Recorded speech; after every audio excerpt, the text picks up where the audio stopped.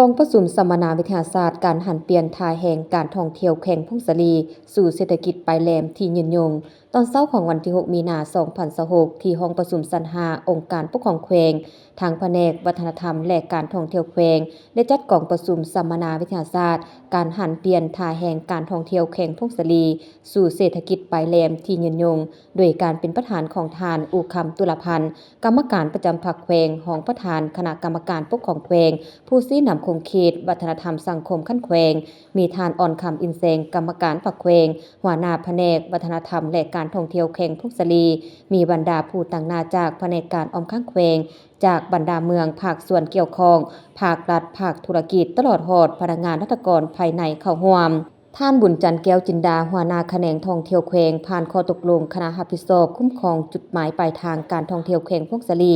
จากนั้นท่านอูคำตุลพันธ์กรรมการประจำพรรคแขวงรองประธานคณะกรรมการปกครองแขวงผู้ซี้นำคงเขตวัฒนธรรมสังคมขั้นแขวงได้กล่าวเปิดกองประชุมสัมมนาอย่างเป็นทางการพร้อมนั้นทานสมตุยพรหมวงศ์ไส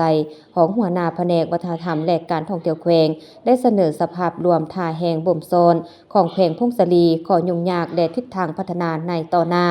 จากนั้นได้ผลัดเปลี่ยนกันเสนอเวียกงานอำนวยความสะดวกในการเข้าออกด่านและการคุ้มครองความปลอดภัยของนักท่องเที่ยวการคุ้มครองการบริการขนส่งผังเมืองและการพัฒนาพื้นฐานโครงสร้างติดพันกับแขนงท่องเที่ยวการคุ้มครองราคาสินค้าและการส่งเสริมผลิตภัณฑ์ท้องถิ่นโอดอปการส่งเสริมการลงทุนและการคุ้มครองบรรดาโครงการสัมปทานท่องเที่ยวที่บ่มีการพัฒนาตามสัญญาการคุ้มครองสุขอนามัยความปลอดภัยด้านอาหารเครื่องดื่มและการป้องกันพยาธิพร้อมทั้งประกอบความคิดความเห็นอย่างกงไปกงมาและสั่งรวมบรรดาข้อเสนอแนะนำและวิธีการแก้ไข